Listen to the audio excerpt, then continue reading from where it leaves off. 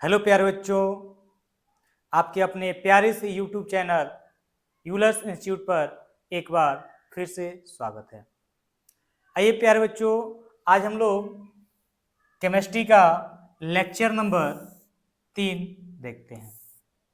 आज के लेक्चर में प्यारे बच्चों हम लोग जो लेक्चर नंबर 2 में पढ़े थे बीजगणितीय विधि से हम लोग क्या कर रहे थे, तो बीजगणितीय विधि द्वारा हम लोग असंतुलित रासायनिक समीकरण को संतुलित कर रहे थे। तो वहां पे मात्र हमने एक ही एग्जाम्पल लिया था। कितने एग्जाम्पल लिया था? एक ही एग्जाम्पल लिया था। तो आइए आज कुछ और एग्जाम्पल लेते हैं और इसी को समझने का प्रयास करते हैं। हमारे पास एक एग्जाम्पल है असंतुलित रासायनिक समीकरण का। सोडियम जल के साथ अभिक्रिया करता है और बनाता है सोडियम हाइड्रा ऑक्साइड और प्लस इससे क्या होती है, हाइड्रोजन गैस बाहर निकलती है।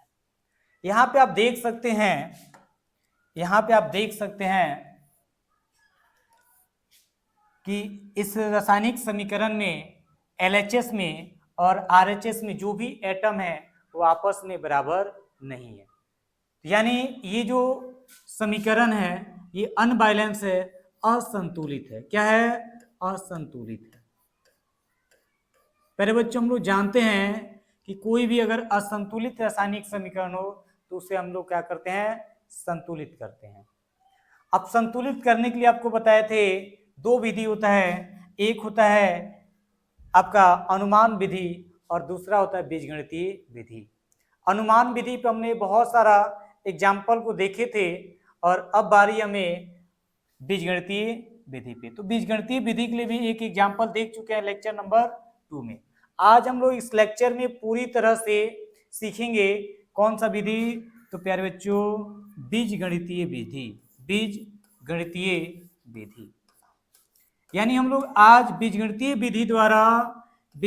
विधि द्वारा असंतुलित रासायनिक समीकरण को क्या करेंगे, संतुलित करना सीखेंगे। तो आइए देखते हैं कि कैसे। आपके पास एक एग्जाम्पल है, देख सकते हैं। एक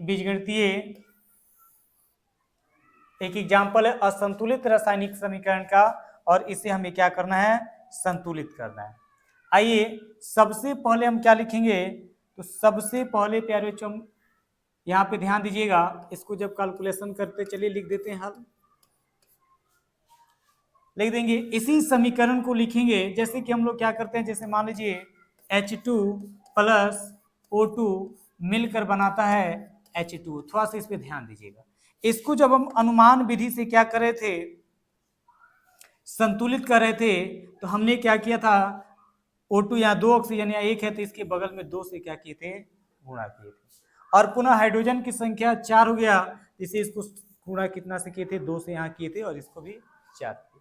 अब इस बार ये जो 2 से आप गुणा किए है, यहाँ पे हम 2 से 3 से गुणा नहीं करेंगे, डायरेक्ट यहाँ पे सब में क्या करेंगे, ध्यान दीजिएगा।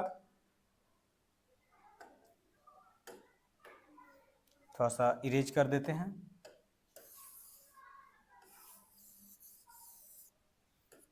थोड़ा सा ध्यान दीजिएगा। इसी समीकरण को हम लिखेंगे Na प्लस H2O, एरो का चिन्ह देंगे, NaOH और प्लस लिखेंगे H2। अब ध्यान दीजिएगा, आपको करना क्या है, जितने भी यहाँ देखिए 2 क्या है, उत्पाद है और 2 क्या है, प्रोडक्ट है। आई एम सॉरी, 2 अभिकारक है और 2 क्या है, उत्पाद है। तो इसमें एक पहले वाले के सामने A से इंटू, दूसरे वाले के सामने B से, यहाँ C से और यहाँ पे क्या कर लेंगे, D से इंटू कर लेंगे। ABCD। अगर जैसे मान लीजिए ये आपका अभिकारक 3 है, A है, B है, C है और इधर आपका जो उत्पाद है वो कितना है, 2 है, D प्लस C है। अब इस कंडीशन में आपको इसके गुणा जो करना है, ध्यान दीजिएगा। तो यहाँ पे आप कीजिएगा A B C डी और क्या ई, ऐसे कर सकते हैं। यहाँ पे दूसरा कैपिटल ई ले लेते हैं। अरे बात समझ में? आपको यानी करना क्या है, जितने भी उत्पाद है, जितने भी उत्पाद है और जितने भी अभिकारक हैं, उनके बगल में ए बी सी डी से क्या कर लेना है, N2 कर लेना है। इतना काम तो कर सकते हैं। अगर इतना काम कर सकते हैं तो ये बिल्कुल आपके लिए क्या होगा, आसान होगा। ठीक है, चलिए आगे बढ़ते हैं। अब आपको करना क्या है, एक छोटा सा बना लेना है सारणी। यहां पर लिख लीजिएगा तत्व, इधर लिखिएगा LHS और इधर लिखिएगा RHS। इतना काम कर सकते हैं। अब आपको देखना है कि इस समीकरण में कितने तत्व हैं। तो हम देख रहे हैं एक सोडियम, एक हाइड्रोजन और एक क्या है, ऑक्सीजन, यानी 3 तत्व है। तो लिख दीजिए हाइड्रोजन, या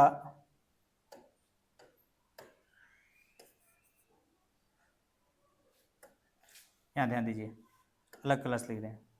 यहां पर हो जाएगा आपका सोडियम, यहां लिख दे रहे हैं हाइड्रोजन। तो इसको पूरा कर लेते हैं।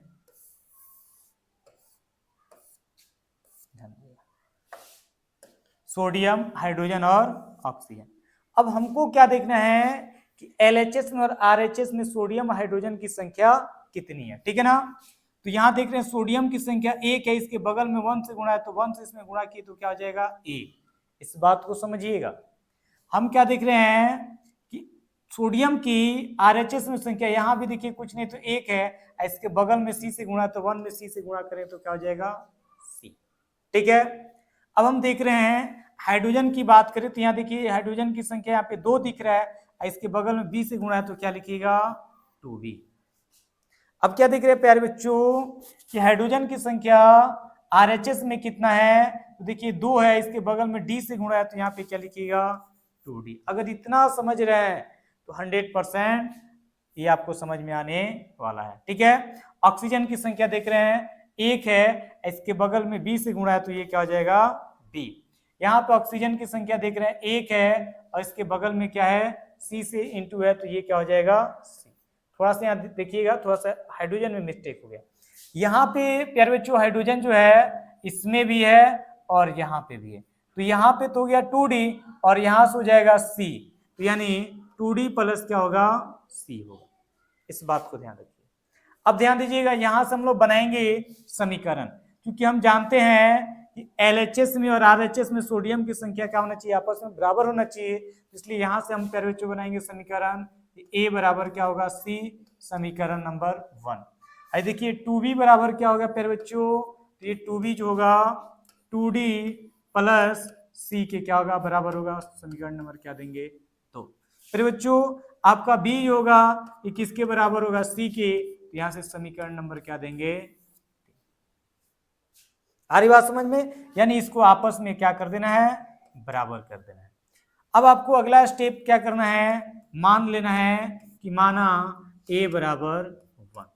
ये बात हमेशा याद रखिएगा, आपको मान लेना है A बराबर 1। हमेशा किसी भी असंतुलित रासायनिक समीकरण जो संतुलित कीजिएगा बीजगणितीय विधि से, उसमें A बराबर क्या मानना है आपको, 1। आगे बढ़ते हैं। अब इस A बराबर 1 को इस समीकरण में रखते हैं, तो हम इसको रखते हैं कहां पे, समीकरण नंबर 1 में। तो लिखेंगे A बराबर C से। अब इसमें करेंगे क्या, A का वैल्यू रखेंगे तो यहां हो जाएगा 1 बराबर C। यानी अब हमें प्यारे बच्चों क्या मिल गया, इसी को हम लिख सकते हैं, इसी को लिख सकते हैं C बराबर 1। तो ध्यान दीजिएगा, अब हमें क्या मिल गया प्यारे बच्चों, अब हमें मिल गया C बराबर 1। आगे बढ़ते हैं और देखते हैं, तो ध्यान दीजिएगा अब हम ले रहे हैं समीकरण नंबर 3। तो B बराबर क्या है, C, ये क्या है, समीकरण नंबर है 3, तो कहेंगे समीकरण नंबर 3 से। अब समीकरण नंबर 3 में क्या करेंगे प्यारे बच्चों, C का वैल्यू रखेंगे, तो C बराबर 1 है तो यहाँ हो जाएगा 1, यानी B का भी वैल्यू क्या मिल गया प्यारे बच्चों, तो हमें B का वैल्यू मिल गया 1। आ रही बात समझ में? फिर बच्चों अब एक और समीकरण है 2b बराबर क्या है 2d प्लस सी। हमने a का मान निकाल लिया, b का निकाल लिया, c का भी निकाल लिए हैं। अब हमें बारी किसका है? d का निकालने की। तो ध्यान दीजिएगा b का वैल्यू 1 है तो 2 इंटू क्या रखेंगे? 1 रखेंगे बराबर 2। d नहीं पता है तो 2d रहने देते हैं, d नहीं पता रहने देते हैं। c का वैल्यू तो रख देंगे 1। आगे बढ़ेंगे, देखिए क्या हो जाएगा 2 बराबर, ध्यान दीजिएगा 2 बराबर, एक काम करते हैं 1 को इधर भेजेंगे तो 2 माइनस 1 हो जाएगा, इधर हो जाएगा 2d, देन 1 इक्वल टू क्या हो जाएगा 2d, d बराबर क्या हो जाएगा, इस 2 को इधर भेजेंगे तो 1/2। हमने क्या किया? हमने d का भी वैल्यू निकाल दिया।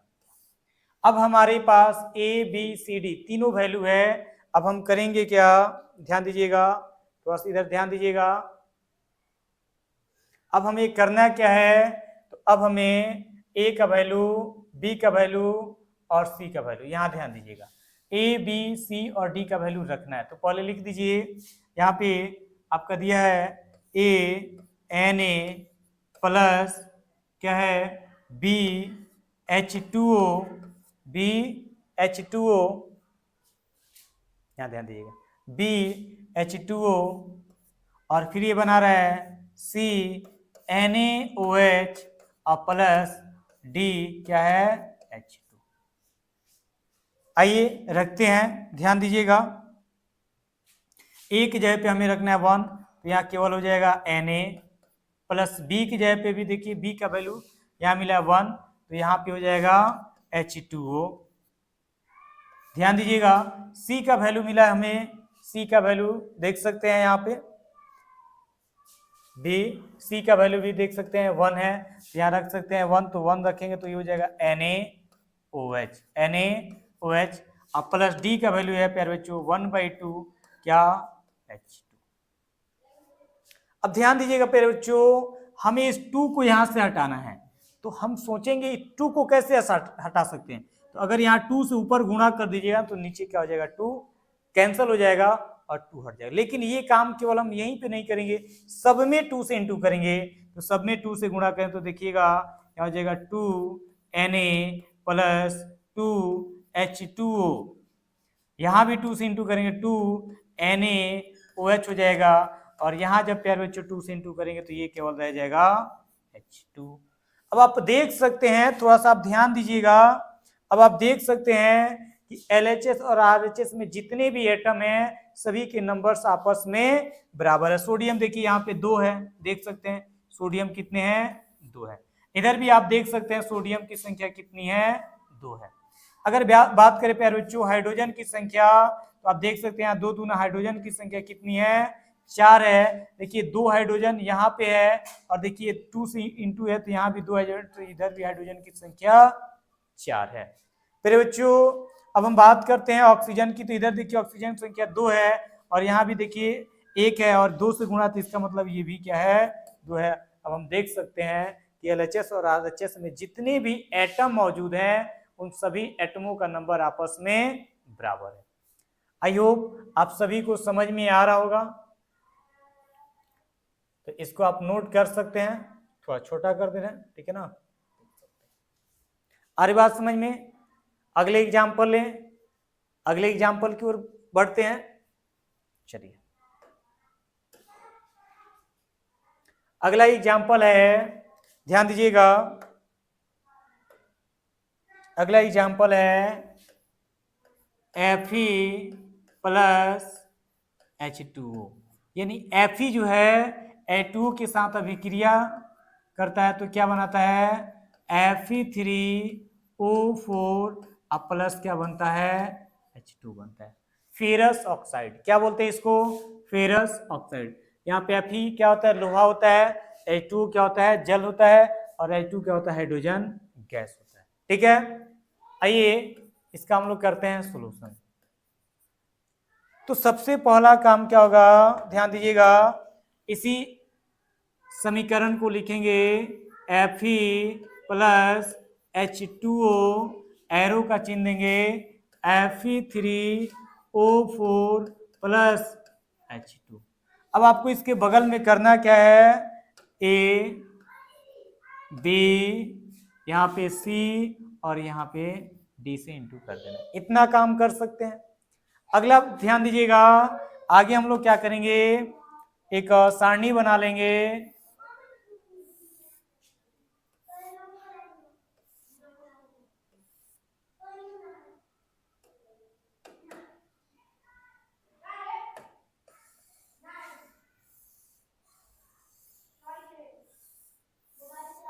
ध्यान दीजिएगा, एक सारणी बना लेंगे, ठीक है ना। यहाँ ध्यान दीजिए, पहले लिख रहे हैं फिर सारणी बनाते हैं। लिखेंगे तत्व, क्या लिखेंगे, तत्व लिखेंगे LHS, क्या लिखेंगे LHS, और फिर क्या लिखेंगे RHS, ठीक है। अब ध्यान दीजिएगा, इसमें जितने भी तत्व हैं इसके नीचे लिख देंगे। तो एक है Fe, दूसरा क्या है हाइड्रोजन, इसके नीचे लिख देंगे हाइड्रोजन, और तीसरा क्या है, तो तीसरा है आपका ऑक्सीजन, तो यहाँ पे लिख देंगे। आ रही बात समझ में। एक काम करते हैं, इसको कर देते हैं। अब इधर करना क्या है कि Fe को देखना है, Fe की इधर संख्या एक है, इसके बगल में A से गुणा होता है, यहाँ पे केवल क्या लिखेंगे A। ये रहा बात LHS की। RHS में देखते हैं Fe, तो Fe की संख्या यहाँ पे देखिए 3 है, इसके बगल में C से गुणा है, तो यहाँ पे क्या लिखना है 3C। इतना बात समझ में आ रहा है, ध्यान दीजिए। अब हाइड्रोजन की संख्या देखिए तो देखिए यहाँ पे 2 है, इसके बगल में 2 से गुणा है, तो यहाँ लिखेंगे 2B। इधर हाइड्रोजन की संख्या 2 है, अब बगल में D से गुणा है, तो यहाँ पे क्या लिखेंगे 2D लिखेंगे, ठीक है। अब देखिए ध्यान दीजिए, ऑक्सीजन की LHS में देखिए तो इसकी संख्या 1 है, बगल में B से गुणा है, तो यहाँ पे क्या लिखेंगे B। और इधर ऑक्सीजन की बात करें तो 4 है ऑक्सीजन की संख्या, इधर C से गुणा है, तो क्या लिखेंगे 4। अच्छे से देख लीजिएगा, इसको समझ लीजिएगा। अब ध्यान दीजिएगा, यहां से हम बनाएंगे 3 समीकरण, ये आपस में बराबर होगा, ये भी आपस में बराबर होगा, ये भी बराबर होगा। यानी हम जानते हैं कि Fe, LHS और RHS में इसकी संख्या क्या होनी चाहिए, बराबर होनी चाहिए। तो यहाँ लिखेंगे A बराबर 3C, समीकरण नंबर क्या दे देंगे 1। फिर लिखेंगे 2B बराबर 2D, समीकरण नंबर क्या लिखेंगे 2 लिखेंगे। फिर देख रहे हैं B बराबर क्या हो जाएगा प्यारे बच्चों 4C हो जाएगा, समीकरण नंबर 3।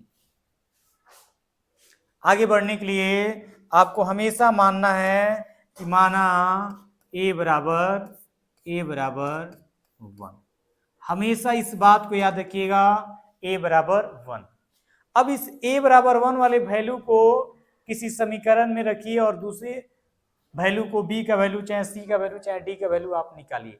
तो हम देख रहे हैं कि अगर इस वैल्यू को समीकरण किसमें 1 में रखिए तो आसानी से हमें C का वैल्यू क्या हो जाएगा मिल जाएगा। तो लिखेंगे A बराबर 3C, समीकरण नंबर 1 से, ठीक है। इसी में इसका वैल्यू रखते हैं, ध्यान दीजिएगा, इसमें इसका वैल्यू रखेंगे तो A बराबर हो जाएगा 1 बराबर हो जाएगा 3C, देन C बराबर क्या हो जाएगा 1/3। ये बात समझ में आ रही है, ये जो कैलकुलेशन है मैथ का कैलकुलेशन है, ठीक है ना। 3 को इधर भेजेंगे बटा में आएगा, C को पहले, इसको क्या करेंगे बाद में लिख देंगे। आइए आगे बढ़ते हैं प्यारे बच्चों, हम क्या देख रहे हैं अब समीकरण नंबर, ध्यान दीजिए हमारे पास A का भी वैल्यू मिल गया, हमारे पास C के मिल गया। अब हमें निकालना है किसके, अब हमें निकालना है D का और क्या निकालना है B का।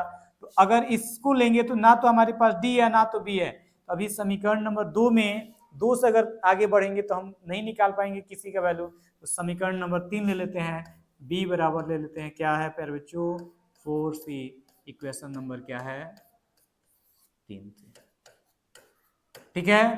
ध्यान दीजिएगा इक्वेशन नंबर 3 में B का वैल्यू देखिए हमारे पास नहीं है, हमारे पास C का वैल्यू 1/3, तो B का यही छोड़ दीजिए और यहाँ 4 है तो 4 लिख दीजिए। C का वैल्यू है 1/3, तो यहाँ लिख दीजिए 1/3, यानी B बराबर हो जाएगा 4/3। यानी हमारे पास क्या मिल गया, B का भी वैल्यू मिल गया प्यारे बच्चों। अब हमें निकालना है D का। तो अगर इसमें हम b का वैल्यू रख देंगे तो d का आसानी से निकल जाएगा। तब हम लिखेंगे 2b बराबर 2d, समीकरण नंबर 2 से। ध्यान दीजिएगा, अब समीकरण नंबर 2 में ध्यान दीजिएगा, हम कहेंगे कि 2b का वैल्यू देखिए क्या मिला है 4/3, तो लिख देंगे 4/3 बराबर 2d। ध्यान दीजिएगा 2 से 2 हो जाएगा कैंसल, d बराबर मिल जाएगा 4/3। कितना मिल जाएगा 4/3। अब हमारे पास ध्यान दीजिएगा, अब हमारे पास किसका वैल्यू है, a का वैल्यू है। यहां देख लीजिए हमारे पास c का वैल्यू है, हमारे पास b का वैल्यू है, हमारे पास d का वैल्यू है। तो b की जगह पे b का वैल्यू, c की जगह पे c का वैल्यू, a की जगह पे a का वैल्यू हम लोग क्या करेंगे रखेंगे। आइए देखते हैं, रखते हैं, ठीक है ना। तो हमारा ध्यान दीजिएगा, इसको पहले लिखेंगे यहाँ पे, तो हम लिखेंगे a Fe plus B H2O, arrow का सिंबल देंगे CnAOH, sodium hydroxide, plus D क्या हो जाएगा H2। अब ध्यान दीजिएगा प्यारे बच्चों, हम लोग क्या करेंगे, जो भी वैल्यू है a का वैल्यू ध्यान दीजिए 1 है, तो यहाँ पे 1 रखेंगे, तो केवल यहाँ लिखेंगे Fe, प्लस है तो प्लस। b का वैल्यू भी देख सकते हैं प्यारे बच्चों, हमारे पास b का वैल्यू है 4/3, तो यहाँ रखेंगे 4/3, क्या हो जाएगा H2O। एरो का सिंबल है तो एरो का सिंबल लगाएंगे। c का वैल्यू देखेंगे तो मेरे पास c का वैल्यू 1/3 प्यारे बच्चों, तो लिखेंगे 1/3 NaOH। अब प्लस डी का जो वैल्यू है वो है 4/3, क्या प्यारे बच्चों 4/3, तो रखें 4/3, क्या हो जाएगा H2। बात समझ में आ रही है।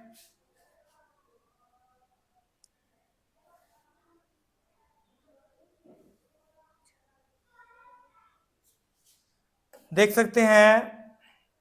अब ध्यान दीजिएगा, हम कभी भी असंतुलित रासायनिक समीकरण को इस रूप में नहीं छोड़ते हैं। हमें जो भी बट्टा में है इसको पूर्णांक में बदलना होगा, यानी 4/3, 1/3 या 4/3, इन सभी को क्या करना पड़ेगा, इसका जो गुणांक है H2O का या NaOH का, इसको हम हमेशा क्या करते हैं पूर्णांक में चेंज करते हैं। तो पूर्णांक में चेंज करने देखिए यहाँ से भी हमें 3 को हटाना पड़ेगा, यहाँ से भी 3 से, और यहाँ से भी। हम एक चीज देख रहे हैं कि अगर इसमें 3 से गुणा हो जाए तो यहाँ से 3 हट जाएगा, यहाँ भी 3 से गुणा कर दे तो यहाँ से भी 3 हट जाएगा, क्योंकि 3 से गुणा करें तो 3 से 3 क्या हो जाएगा कैंसल। तो इसके लिए ध्यान दीजिएगा, हम LHS और RHS में दोनों तरफ 3 से गुणा कर देंगे, ठीक है ना। तो आप चाहें तो लिख सकते हैं या डायरेक्ट कर सकते हैं, तो कर सकते हैं दोनों तरफ। थोड़ा सा ध्यान दीजिएगा, जगह मेरे पास थोड़ा कम है, फिर भी लिख दे रहे हैं, दोनों तरफ 3 से 3 दिख रहा है ना जी, दोनों तरफ 3 से गुणा करने पर, दोनों तरफ 3 से गुणा करने पर। अब दोनों तरफ 3 से गुणा करेंगे तो ध्यान दीजिएगा, इसमें 3 से गुणा हो जाएगा तो हो जाएगा 3Fe, प्लस यहाँ 3 से गुणा करें तो 3 से 3 कैंसिल, 4 क्या हो जाएगा H2O। एरो का सिंबल है तो एरो का सिंबल देंगे, 3 से गुणा करेंगे तो 3 से 3 कैंसिल, 1 तो 1 को छिपा देंगे, डायरेक्ट लिखेंगे NaOH, क्या लिख देंगे यहाँ पे ध्यान दीजिएगा पर बच्चों, NaOH नहीं रहेगा, यहाँ पे रहेगा FeO4 रहेगा। थोड़ा सा मिस्टेक हो गया है, ये कहाँ से ला दिए हम,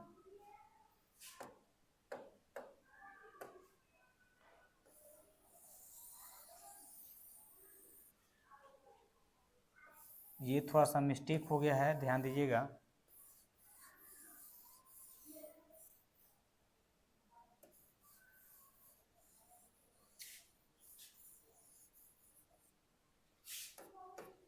थोड़ा सा ध्यान दीजिएगा प्यारे बच्चों, थोड़ा सा मिस्टेक हो गया है, ठीक है।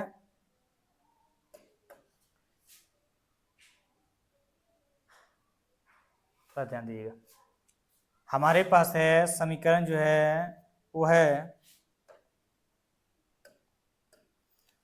A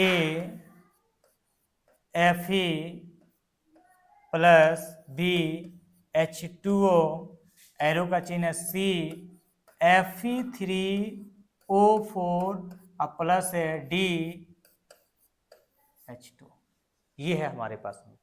अब ध्यान दीजिएगा, एक जगह पे हमें यहाँ से वैल्यू देख कर रखना है, जल्दी जल्दी से रख देते हैं। ए का वैल्यू 1 तो केवल हो जाएगा Fe। बी का वैल्यू है, यहाँ देख सकते हैं बी का वैल्यू 4/3 तो 4/3 हो जाएगा H2O, एरो का सिंबल एरो का लगा देंगे। सी का जो वैल्यू है हमारे पास 1/3 है, यहाँ पे देख सकते हैं 1/3 है तो रख देंगे 1/3।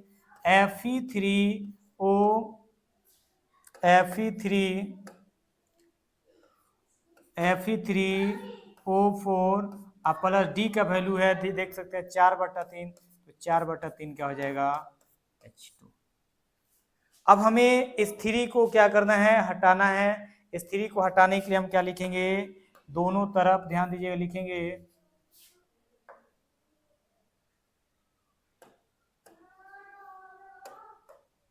दोनों तरफ, क्या लिखेंगे, दोनों तरफ क्या करने पे, 3 से गुणा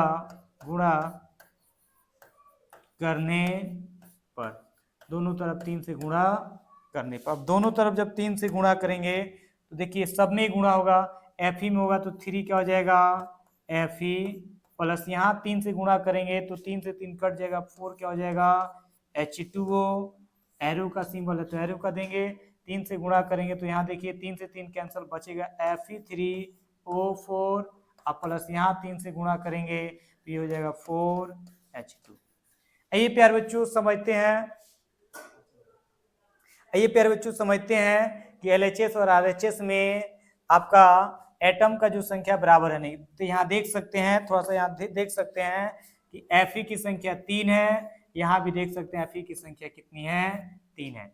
यहाँ देख सकते हैं हाइड्रोजन की संख्या 8 है, इधर प्यारे बच्चों देख सकते हैं हाइड्रोजन की संख्या कितनी है 8 है। ऑक्सीजन की संख्या देखिए 4 से इंटू है तो यहाँ ऑक्सीजन की संख्या 4 है, इधर भी देख सकते हैं प्यारे बच्चों ऑक्सीजन की संख्या 4 है। यानी ये हमारा जो असंतुलित रासायनिक समीकरण था अब यहाँ पे क्या हो चुका है, संतुलित हो चुका है। तो आज के लिए इतना रहने देते हैं, मिलते हैं अगले क्लास में। हम लोग पढ़ेंगे और रासायनिक अभिक्रियाओं के प्रकार को लेकर, ठीक है ना। आज के लिए 150।